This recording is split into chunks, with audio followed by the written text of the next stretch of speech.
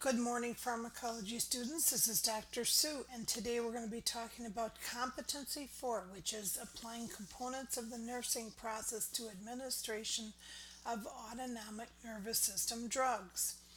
I am going to be directing you to your syllabus first to say, I want you to review the learning objectives. So you want to just do a brief review of the function and physiology of the autonomic nervous system.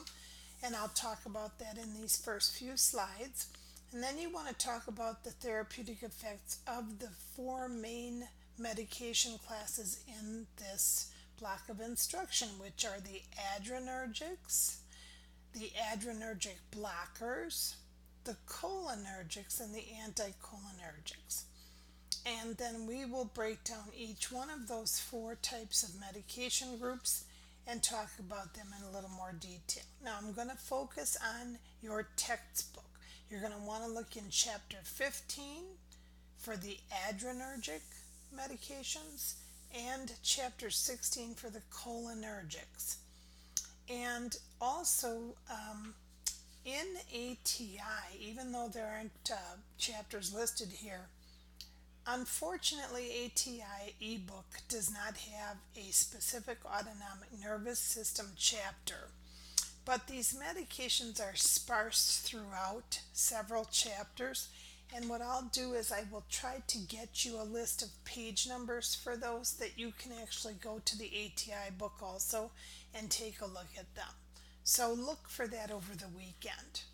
All right, let's get started. When we talk about the autonomic nervous system, I like to, in my mind, I always replace the word autonomic with automatic. It's the part of our nervous system that basically keeps us going in our human existence, okay? We have two major sides, obviously. We have the sympathetic and the parasympathetic nervous system. And you can see that here in the slide, that this is part of the peripheral nervous system. It's the autonomic or involuntary, and that's why I say think of it as automatic. Now, another thing that I always try to think about here is the words sympathetic and parasympathetic. And if you look to see on the sympathetic side, okay, if you use the first letter of the word, S stands for stress. So sympathetic is the stress response. And when we look to the parasympathetic side, if you think of the P in parasympathetic, that is peace. So if you think of the peace symbol, that's the parasympathetic side. So it's the side that calms us, the side that stressors. The fight or flight side is the stress side. Peace is the calming side. And if you see here, I want you to see the adrenergic is on the sympathetic side, cholinergic responses are over on the parasympathetic side. So keep those in mind, okay? Now, in the autonomic nervous system, we know it's divided into these two major branches, the sympathetic and parasympathetic. And basically, what happens is if we have one system here that stimulates an organ to do something, we have the other system that inhibits it. So it's a balancing act between the two. It's like a push-pull. The sympathetic nervous system, of course, is our defense system. That's our fight or flight. So when our bodies are exposed to a stressor, so for example, something hot, our body automatically withdraws from that source of excessive heat. That's just one basic example. Like an accelerator to speed things up, the neurotransmitters on that side of our nervous system are norepinephrine and epinephrine. Okay, so keep that in mind. Those are compounds that are released by the adrenergic cells. The parasympathetic, of course, is the peace side. That's what maintains our normal body processes, maintaining the status quo. And acetylcholine is, let's go back. Acetylcholine then is the primary neurotransmitter on the parasympathetic side. Okay, so you can see on this slide, make sure you understand the excites side, which is sympathetic, is our adrenergic side, and our inhibitors are the cholinergic side. So if you look at all these people in this picture, what system do you suppose this is representing?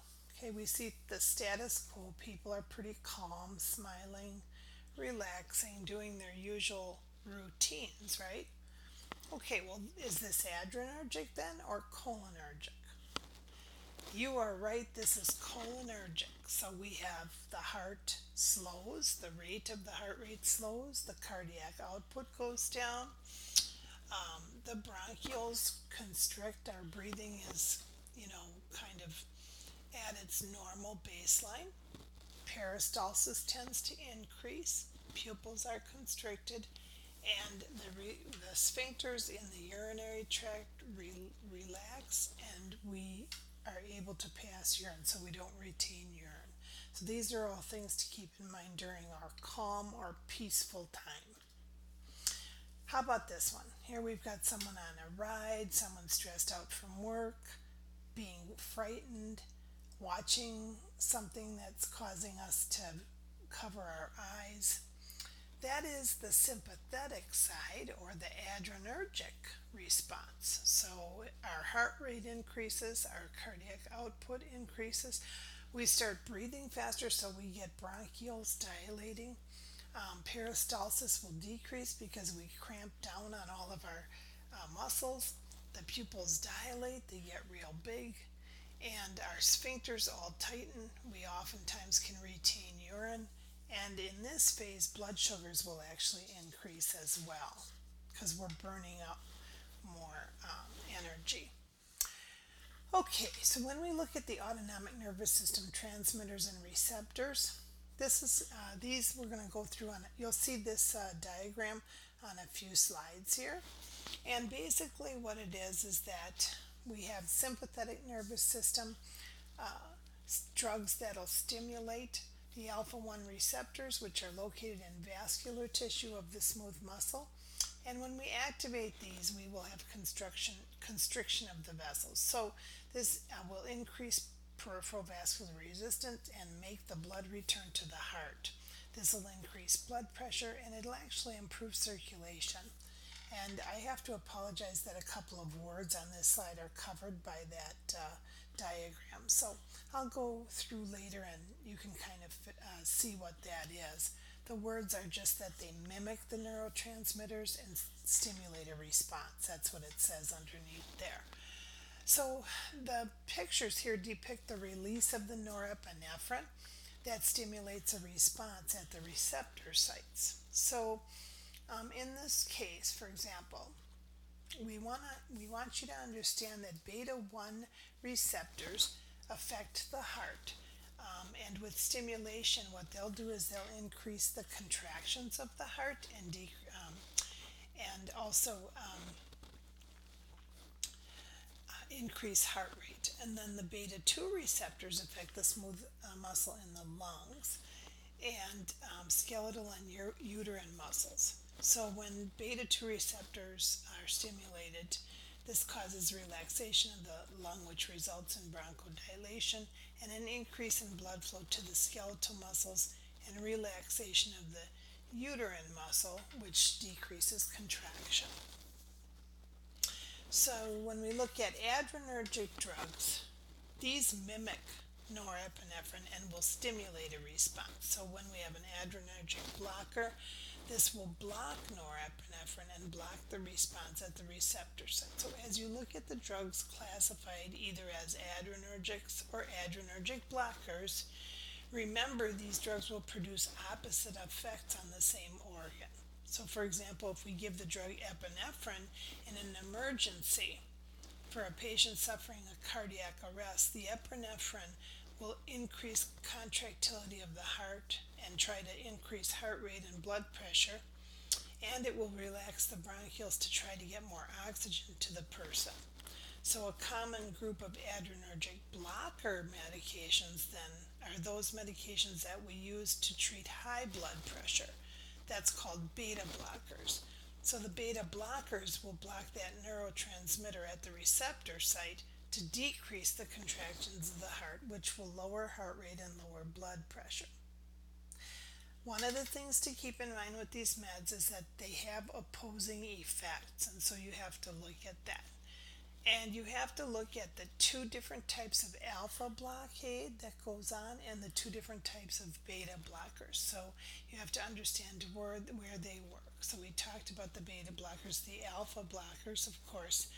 The alpha 1 receptors are located, I said, in the vascular tissue of smooth muscle. They activate and cause constriction of the vessels, which will increase that peripheral vascular resistance, returning blood to the heart.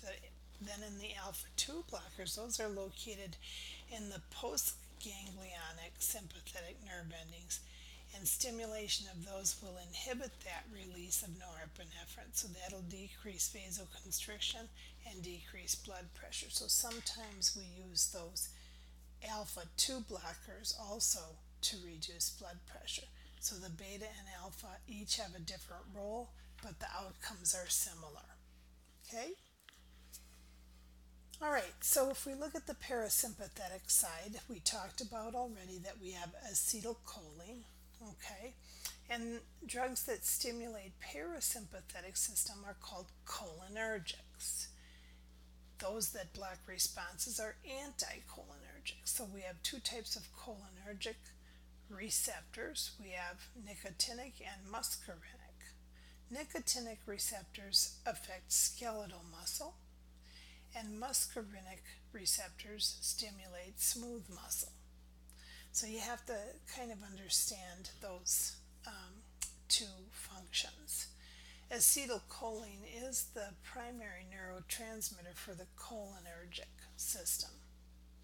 And so cholinergic and anticholinergic drugs will produce that opposite response in the same organ. Okay? The next slide here is just a depiction for you to show the common sympathetic and parasympathetic responses on your body's system.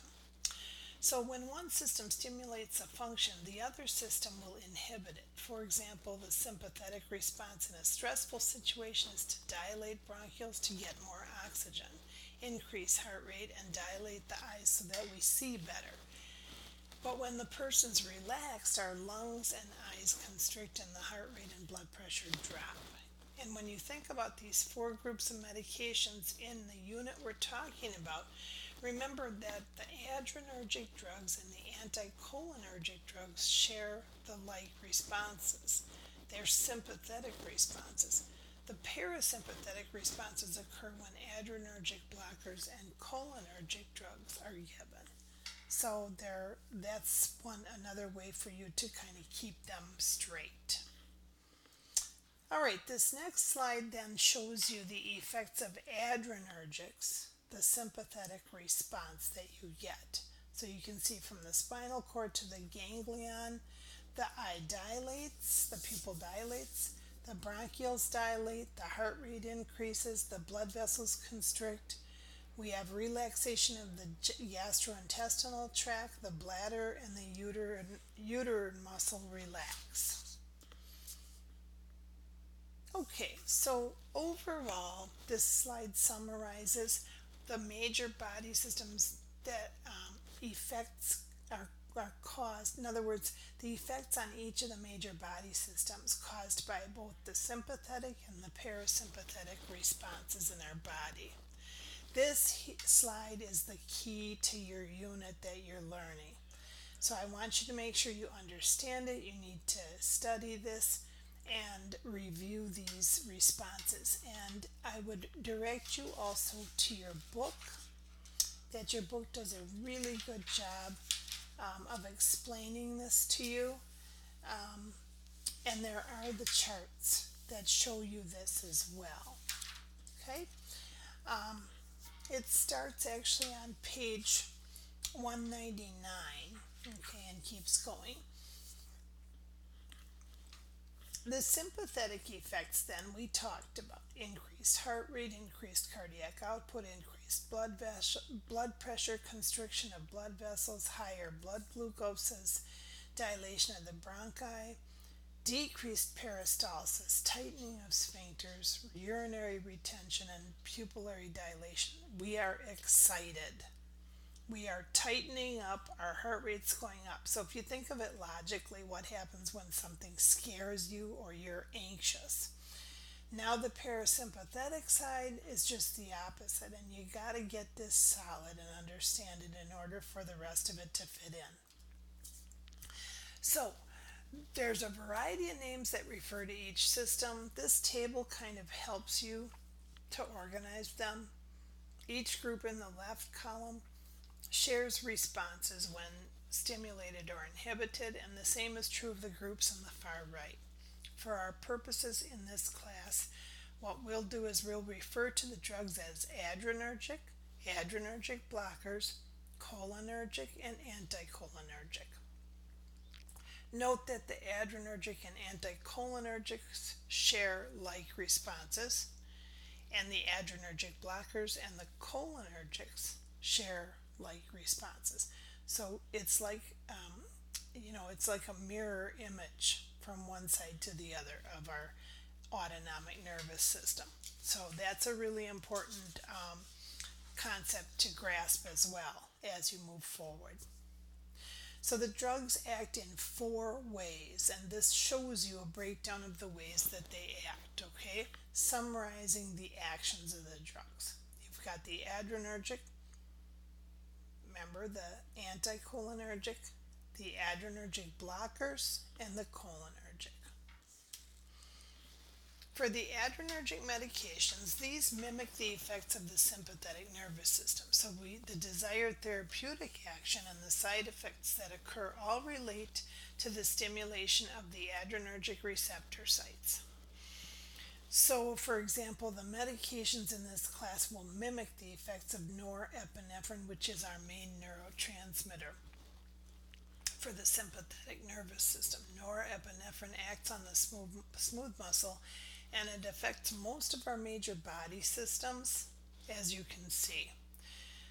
These actions can be direct, they can be indirect, or they can be a combination of both direct and indirect.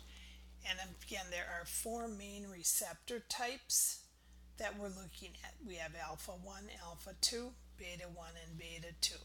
Each of these types of receptors affect something different in the body. So the alpha 1 works on smooth muscle, it constricts vessels, increased peripheral vascular resistance, and returns blood to the heart to support blood pressure and improve circulation. The alpha 2s affect the sympathetic nerve endings.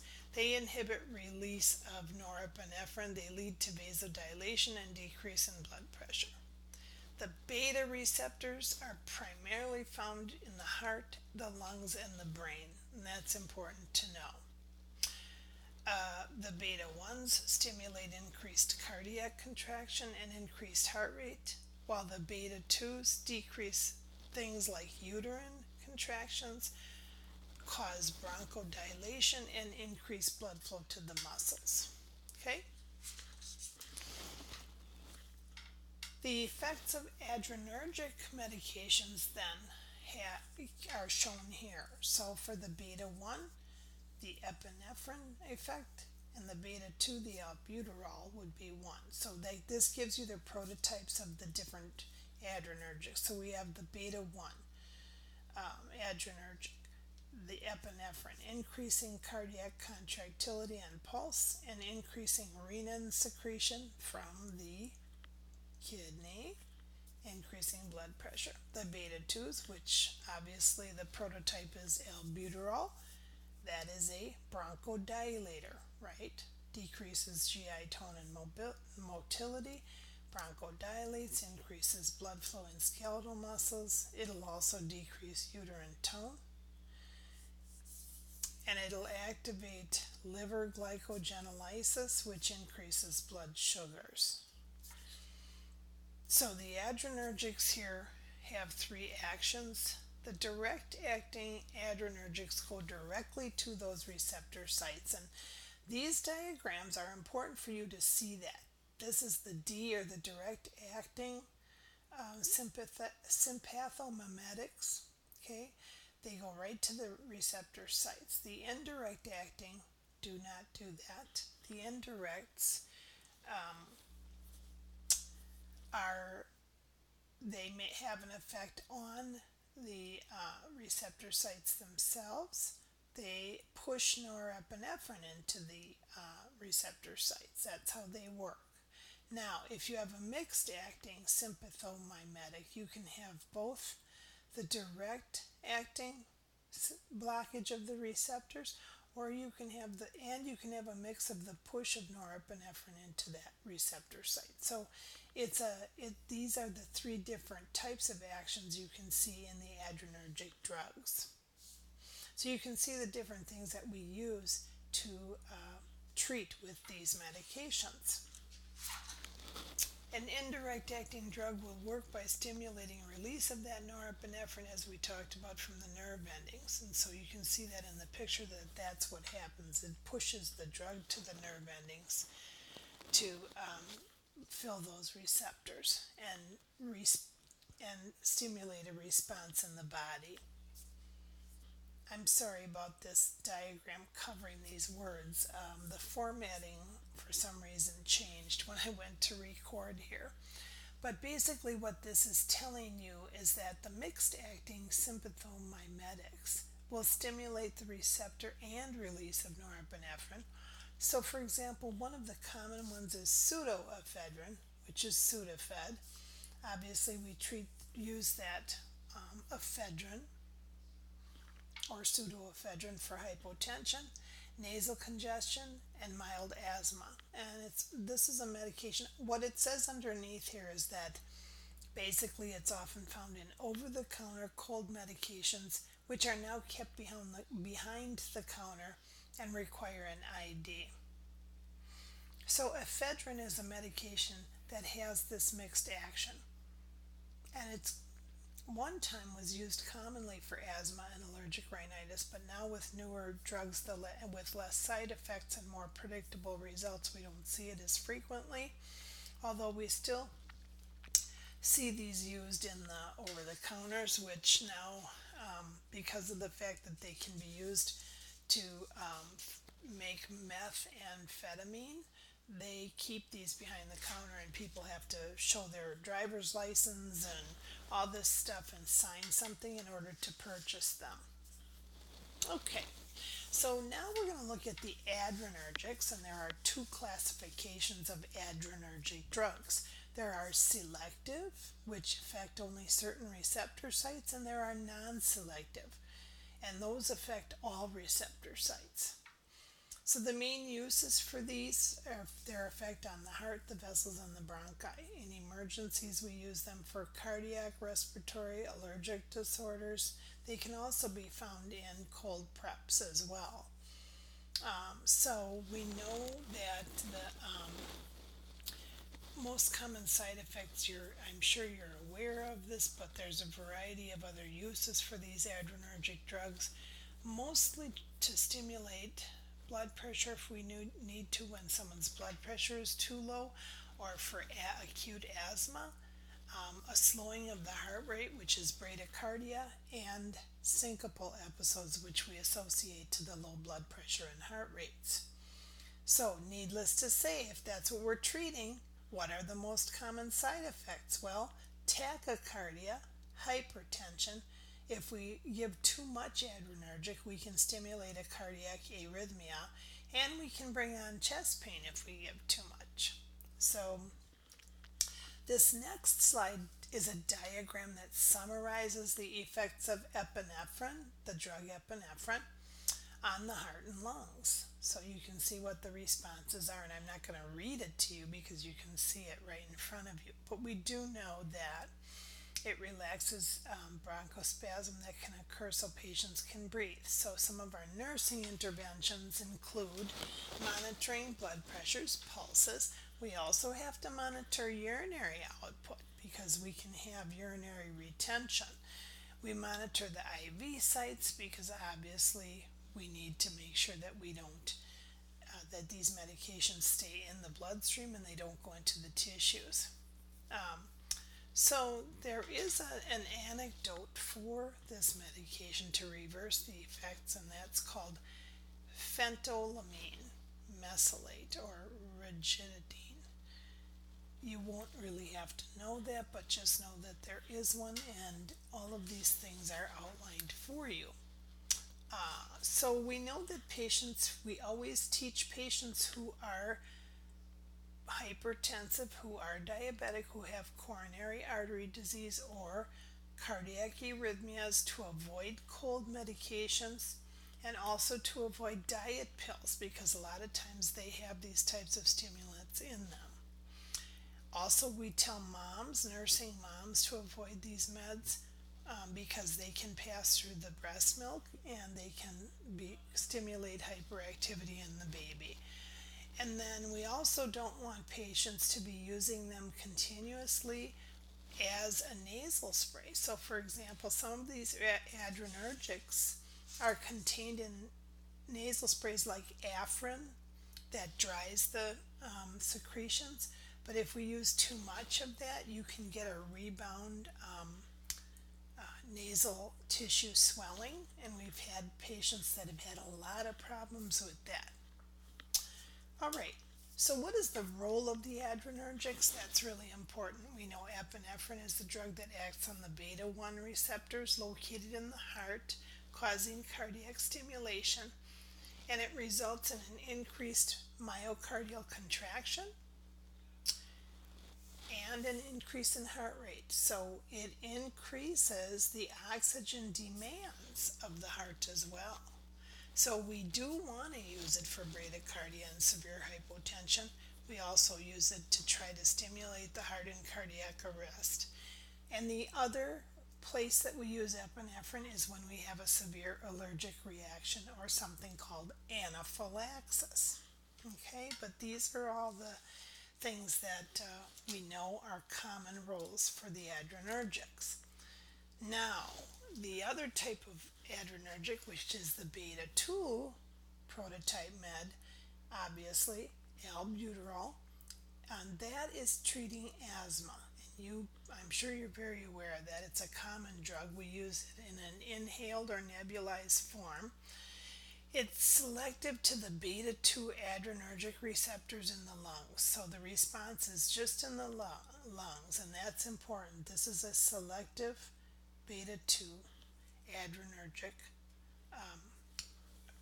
med.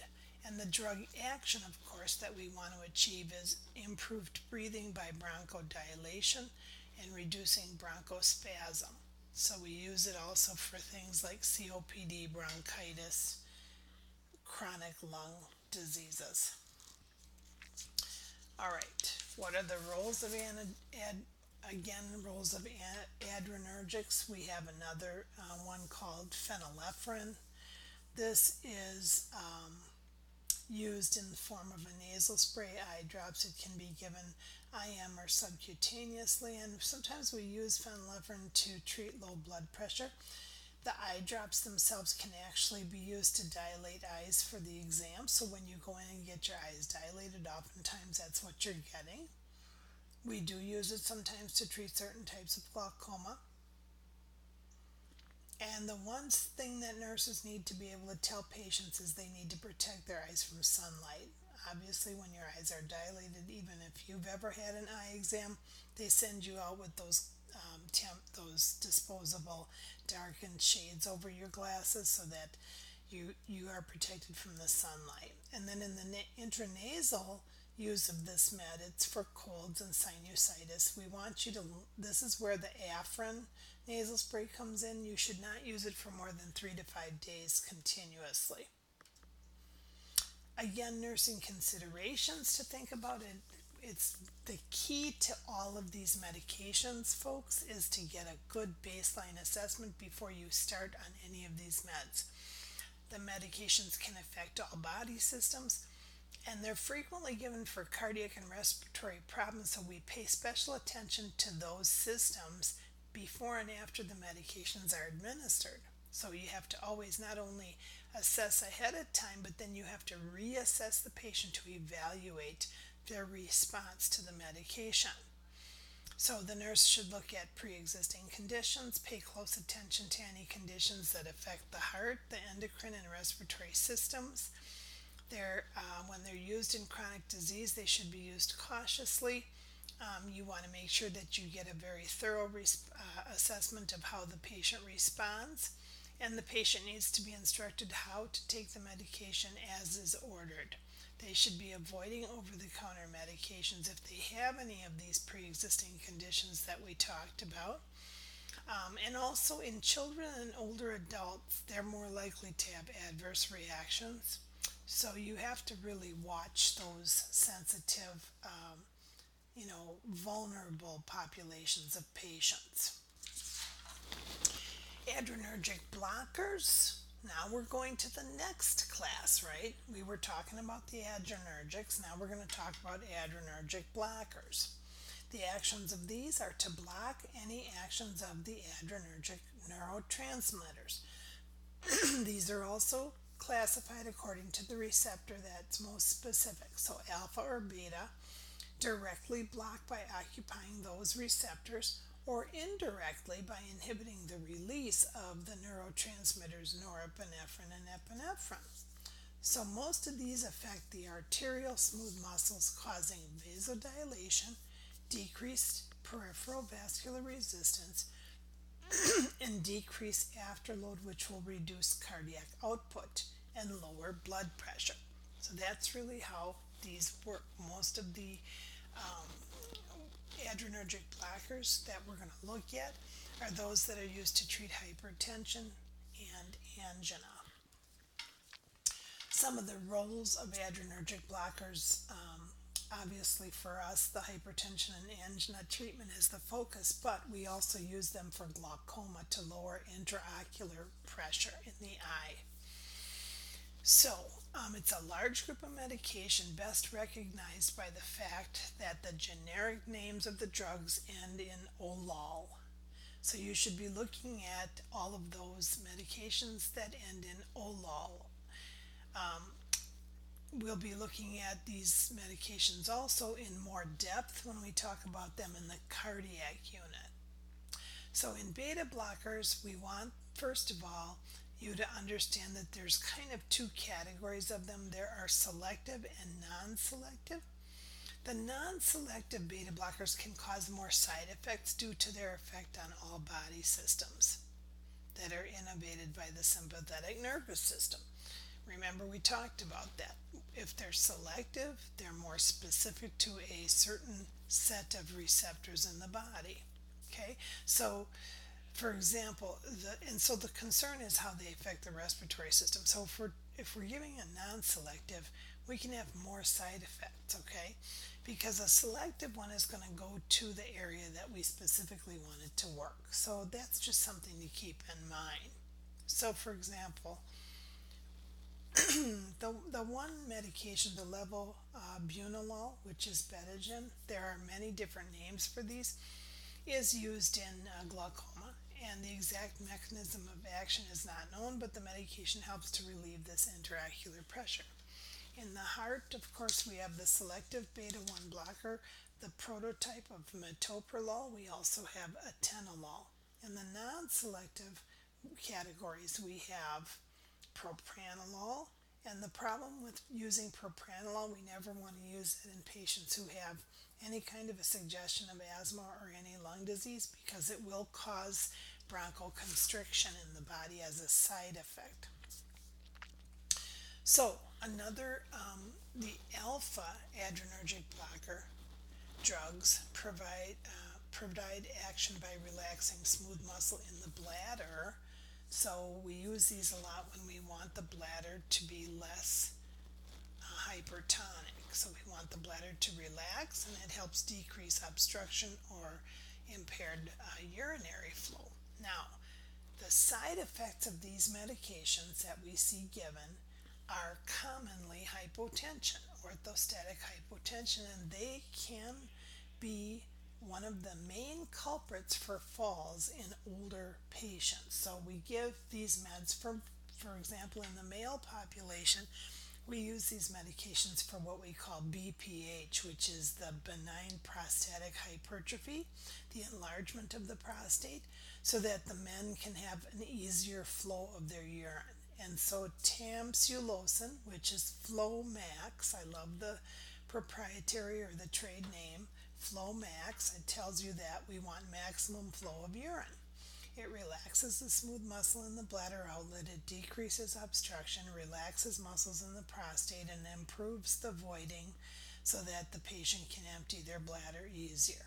But patients can be orthostatic from it, and it's very important that we do a lot of teaching related to this. They can also get irritation in their nose, rhinitis, they can get headaches, they can be dizzy, and we don't want them to be combining that with agents that would offset the responses like adrenergic agents, so over-the-counter cold medications. So this should all make sense to you. What would you teach patients who are taking tamsulosin not to do at home? Well, take Sudafed for a cold, right? So we want to also think about the safety. This is one of the areas of red flag that can really predispose people to falls. So the side effects, again, we talked about the dizziness, fatigue, lightheadedness, bradycardia, obviously is related to too much of the action of the drug. Okay, so we can drop the blood pressure too low, we can reduce the heart rate too much, and we need to be monitoring these patients closely. We need to taper the doses when we discontinue them. We always need to be assessing the respiratory system, provide safety measures, and in the lifespan we know that children and elderly will be more sensitive to these side effects. In the geriatrics, we know that they can be more sensitive to adrenergic drugs, and we need to assess them for all of these symptoms. Okay, so we use these with caution in the aging population. All right, now we're going to talk about the parasympathetic side of the autonomic nervous system. And just like we looked at the two drug groups that affected the sympathetic side, we have two drug groups now that affect the parasympathetic side of our ANS. The parasympathetic system's main neurotransmitter is acetylcholine, which is at the end of the neuron that innervates muscles. So drugs that would mimic the acetylcholine are cholinergic drugs, and these work on two types of receptors: the muscarinic, which stimulates smooth muscle and slows heart rate, and the nicotinic, which will affect skeletal muscles.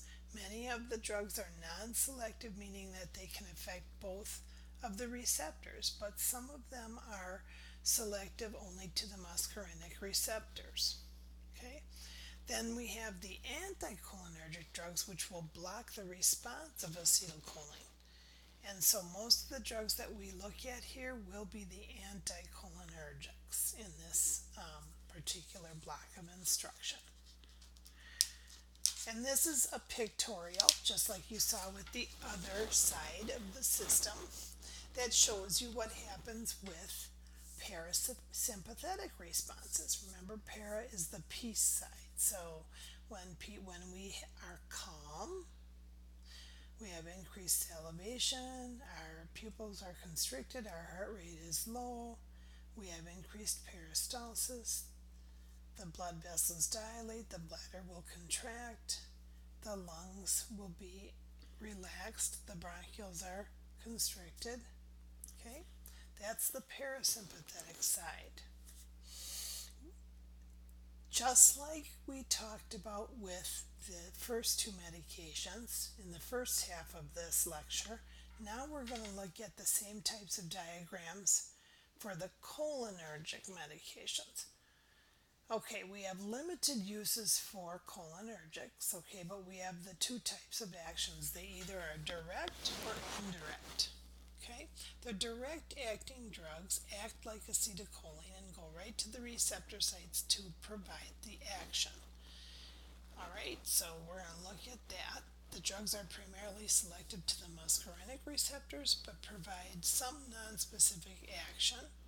Okay, because we have muscarinic receptors in the GI tract, the genitourinary tract, the heart, and the glands of our body. So we could see, if we're looking for one reaction, we might see it in another body system as well that has the same type of receptors. So one of the drugs we commonly use here is called uricoline or bethanechol, which is given for urinary retention, and it's to help the patient be able to empty their bladder. So some of the side effects that this drug can cause, though, would be lowering pulses, lowering blood pressure because of the effect on the cardiac system, and we can also see diarrhea because of the increased GI stimulation. So that's something to think about. So here's bethanechol, which we just mentioned, and this is the effects that it has. It contracts the muscles of the bladder, and it relaxes the bladder sphincter to stimulate urination. So here's an indirect acting cholinergic, okay? So we don't see these used very often, but what it does is it doesn't act on the receptors, but it inhibits or inactivates the enzyme cholinesterase, which is what permits acetylcholine to accumulate at the receptor sites. And we use neostigmine. Sometimes this drug, prostigmine is the trade name of it, is used to treat a condition called myasthenia gravis. It's a very rare condition. It's a neuromuscular condition that causes, it's a motor disorder that causes severe muscular fatigue developing with repetitive muscle use and improves with rest. So some of the signs and symptoms are ptosis, diplopia, difficulty chewing and swallowing, and it's caused by an abnormality of the antibodies to acetylcholine, which decrease receptor sites. So it's a rare condition, but you should be aware of it. On occasion, so for example, last school year, I had 2 students who actually had patients with myasthenia gravis.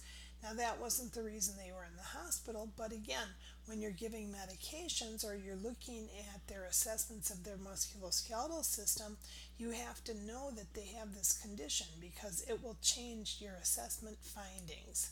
So just be aware of that. The roles of cholinergic drugs then, so for example, there are a couple of the other common uses that we see would be for stimulation of parasympathetic nervous system on the GI system in order to increase peristalsis. So one of the things we use it in is a condition called gastroparesis. One of the populations of people that can have gastroparesis, which actually the symptom of it is chronic nausea, can be diabetics. Diabetics can develop something called diabetic gastroparesis. And what they believe is happening is that there's a delayed emptying of the stomach, so as the food sits in the stomach, it causes increased nausea. We give a medication called Reglan or metoclopramide, and that's a direct-acting cholinergic that increases the GI motility and helps to empty the stomach and move the food through the GI tract. Now, sometimes you'll see this given post-operatively. We also will give it in cases of, a lot of times, chemo patients. For whatever reason, they'll have a slowed motility, and if we give them Reglan, it'll help to stimulate peristalsis.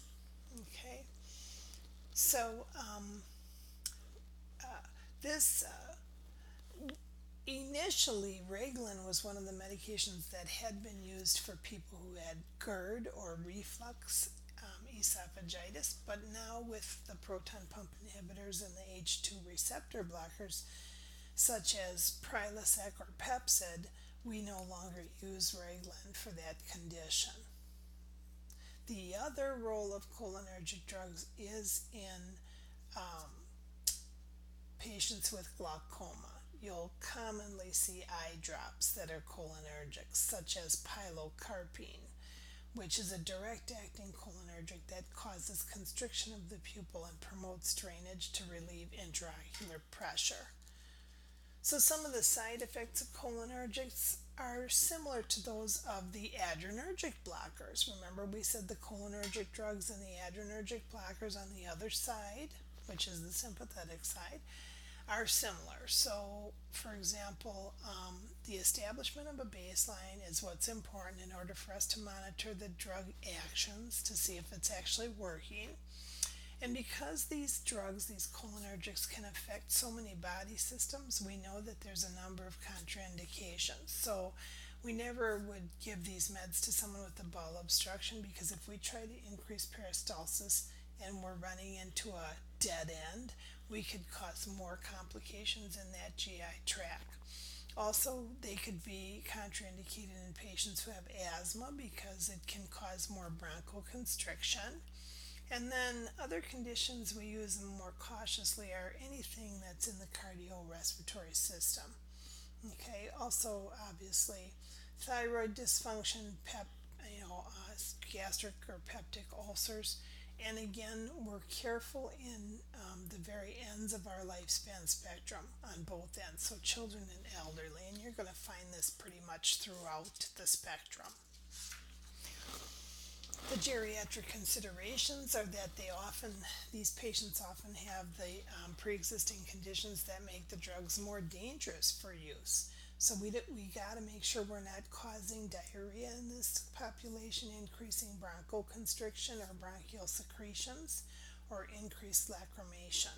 They can have blurred vision from these meds and other symptoms, obviously difficulty with respiratory status. Now, the final group that we're going to look at is the anticholinergic group. And this group will be revisited in several units as we continue through the semester. The anticholinergic medications have a variety of uses, and you need to become knowledgeable of these side effects that occur when you use the meds from this class. So as we would expect, the anticholinergics will produce the opposite effect of the cholinergic. So they will inhibit or block the action of acetylcholine by occupying those receptors. So what happens is by blocking the parasympathetic nervous system, the sympathetic system will dominate, right? So anticholinergics and adrenergics produce similar responses and similar side effects. So these are important for you to understand. We see them used for a variety of different reasons, and as I said, you're going to have this revisited many times throughout the semester. Again, just like with the other three, I'm showing you this diagram, and these diagrams are all in your book in chapter 16, obviously, because 16 talks about this side, the cholinergic meds and the anticholinergics. Okay? And the uses for these medications, we use them a lot with overactive bladder, in patients with colitis, any kind of colitis, Crohn's disease, things like that. We may use them also anticholinergics for pre-surgical preparation for patients. We sometimes use them for when patients are getting eye exams. We may use these medications for asthma and bronchitis, bradycardia, lots of different things. They're also used in patients who have Parkinson's syndrome. They can cause dry mouth, constipation, tachycardia, urinary retention. Sometimes they'll cause heat intolerance because they inhibit sweating, and they can also cause blurred vision. So we use sometimes these meds, for example, dicyclamine, which comes in the form of antispaz or Bentyl as their trade names, and they're used in many different bowel syndromes, anything that will reduce peristalsis. So like when you have any kind of a hyperactivity of the GI tract, we use these medications to reduce the peristaltic wave. So now that I'm saying that to you, you can obviously see why we would have to closely monitor these patients, because if we slow peristalsis too much, we're going to run into problems, right? So obviously that should already tell you what your nursing actions would be, okay? Another class of medications in the anticholinergic category are those that relax bladder smooth muscle. We use these a lot in women for overactive bladder syndrome. Oxybutynin is the prototype, but we have several in this category. So the oxybutynin is called Ditropan. We also have one that's called Detrol, and there are several of them. But what these do is they reduce bladder spasms, and they improve symptoms of urinary incontinence. Okay. Now we do also have a drug called atropine that's an anticholinergic, and it can be given preoperatively, okay, to decrease saliva and reduce secretions in the oral pharyngeal cavity in preparation for intubation, so that there's a reduced risk of aspiration into the lungs. Now, I'm going to tell you that even though this is still the prototype, we don't see it used as much as we used to. This is not commonly given anymore for routine surgical procedures, because the categories of anesthetics have improved so much, and the management of anesthesia has been so streamlined that we don't have to give these meds as often anymore. So I'm just giving you as that caveat, but you should be aware that atropine can be given preoperatively to decrease secretions. Also, the one place that it is still used, even in advanced cardiac life support, so ACLS, we used to use it in several categories for different dysrhythmias. So we used to use it in asystole, we used to use it in something called PEA, but now we only use it in the algorithm for bradycardia. So we only use it when there's still a heart rate and the heart rate is very slow. Atropine will stimulate heart contractions, and therefore we will use it to treat bradycardia. Atropine is also found in the form of eye drops to treat certain eye conditions. So nursing considerations, again, they go right along with what we said. Just like all the other autonomic nervous system drugs, you need to get a good baseline assessment before giving the medications. You have to be aware of potential contraindications. So people who should not get this med, anybody who's had a history of a bowel obstruction, you wouldn't want to give them something to slow peristalsis. If we don't want to use them in patients who have a cardiac history, renal history, any kind of liver impairment, COPD. So, and also again, the ends of the age spectrum. Children and elderly have a much more difficult time managing these meds. When we're giving these, we have to be very careful to assess the voiding pattern and obviously the bowel patterns as well. Okay? Now, the other thing about these anticholinergics, especially in the elderly, is that they can be hypersensitive to these anticholinergic drugs. We can actually cause them to have a decreased appetite if it reduces peristalsis. They can have nausea and vomiting. They can have hyperthermia, and they can have a urinary retention from these medications. Okay, now the next several slides are going to be question and answer just for your learning purposes. And I'm not going to go through those. The answers are going to be in your transcripts and on your website.